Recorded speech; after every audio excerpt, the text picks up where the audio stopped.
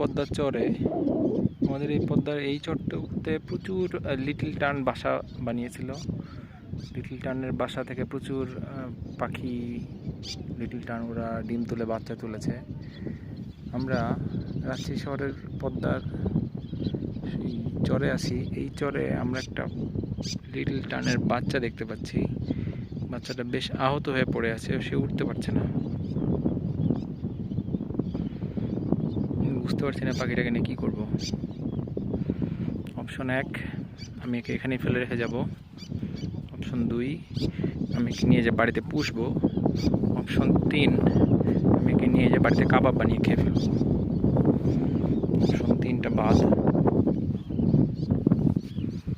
Option 1 এটাই সবচেয়ে বড় রিজনেবল কারণ যে আমি একে এখানে এভাবেই রেখে দিয়ে যাবো। Survival of the fittest. ও যদি ফিট হয় ও সার্ভাইভ করবে, ফিট না হলে কাক বা চিলের খাবার হয়ে যাবে। আর একে বাড়িতে নিয়ে যে পোষা আমার পক্ষে সম্ভব না। ওর জন্য মাছ লাগবে, তাজা মাছ লাগবে। তাজা মাছ ওকে আমি খাওয়াতে পারবো না। সুতরাং আল্লাহর উপর ছেড়ে দেওয়া ছাড়া আমার আর আপাতত কোনো কাজ নেই। যার কেউ নাই তার আল্লাহ আছে।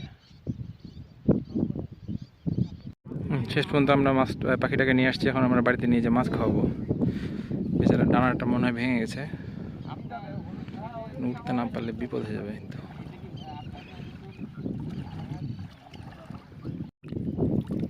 কিডনিগুলোকে পানি খাওয়াচ্ছে। দেখি আমরা একে বাঁচাতে পারি কিনা। 1 সপ্তাহ যদি আমরা পুষতে পারি না, 1 সপ্তাহ যদি পুষতে পারি, 1 সপ্তাহ পর্যন্ত উঠতে পারার কথা।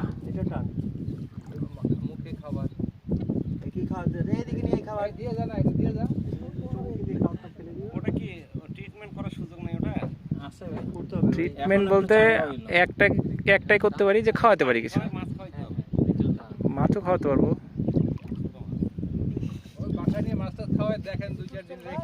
দেখি কি হয়। নূরের দেখি আর বাসা থেকে মাছ নিব নি, ঘাটের ওখান থেকে দেখি নিয়ে যে খাওয়াই। হ্যাঁ হ্যাঁ হ্যাঁ, ওখানে মাছ ধরে সমানে। ওই নুরু ভাই, বাড়িতে মাছ আছে না? গুড়া মাছ আমি কিনে নেবো।